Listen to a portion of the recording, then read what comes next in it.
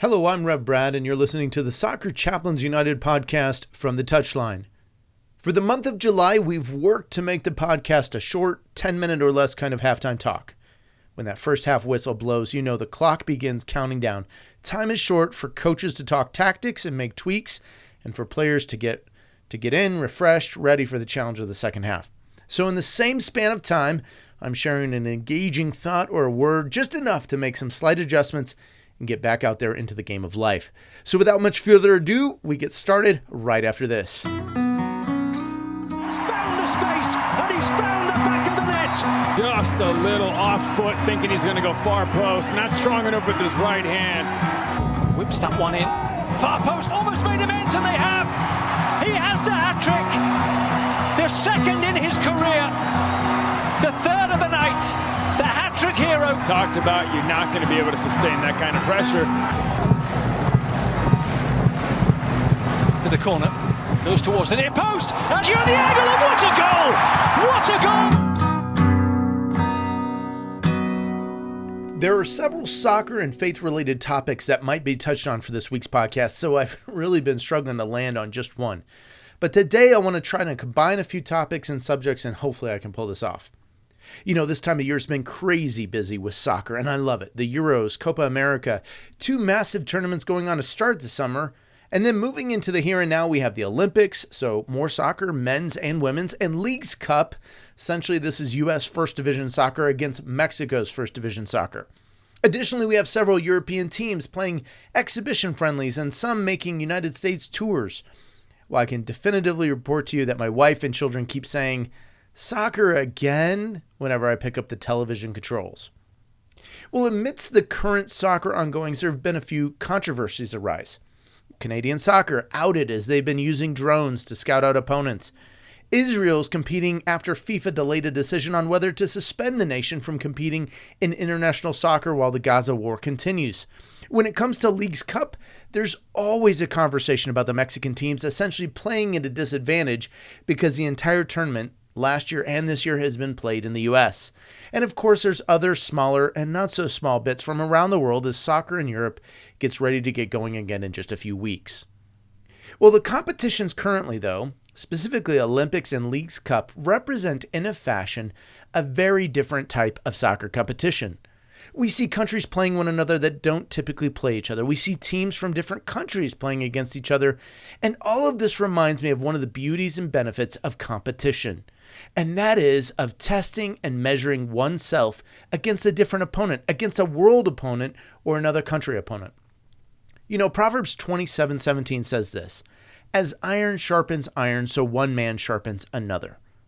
Now, while there are several arguments out there about whether the glut of soccer games and, there's questions about sustainability, or there's an imbalance or unfairness about certain competitions, or even debates about whether a team ought to be able to spy on its opponent, one thing that we do see, and I believe is a benefit from these types of competitions, is the ability for athletes, for coaches, for teams to measure themselves against the rest of the world, to, in a word, be sharpened into something better through the challenge and adversity of the diversity of what they're facing as a team.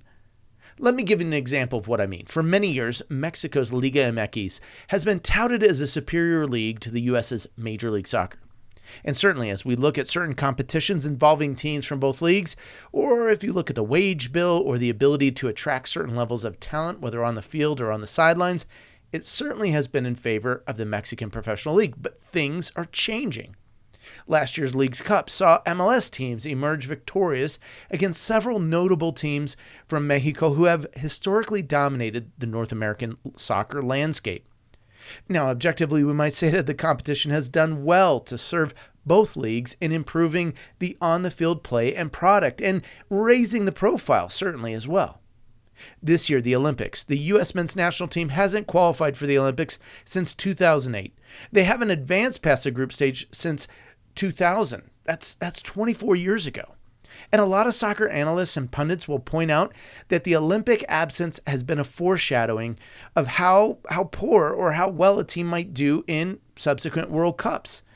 And The U.S. even missed the largest global tournament altogether in 2018. And a lot of folks look back and go, well, that's a result of not playing in the Olympics and not seeing the development that's needed.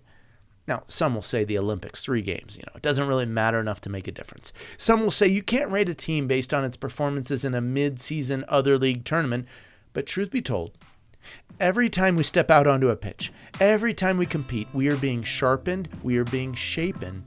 If we're paying attention, if we're trying to learn and grow, there's an aspect of the game, whether an athlete or a coach, that can rise within us, that can rise within a team when we take on the challenge and when we face a worthy opponent. So my friends, let me parlay this a little bit into life and faith. I think sometimes we shy away from engagements in places that are different or uncomfortable from us. Now, some of this can be personality-based. Some of it can be fear-based. Will we succeed? Will I be accepted? Am I loved? Those questions and more can make us hesitant to enter into certain spaces and to take on certain challenges. But let me offer this encouragement. God often grows us in the crucible moments of life. Our faith, our character, our hardiness is tested in such moments, and God uses these things to grow us as human beings, as people. So no matter what the competition you find yourself facing today, tonight, tomorrow, or in the future, step forward in a confidence that even in the most difficult of circumstances and trials, even in the most strange of environments and playing fields and moments, these moments are beautifully used by God to sharpen and shape you and I. Well, this has been Rev Brad coming to you from the touchline.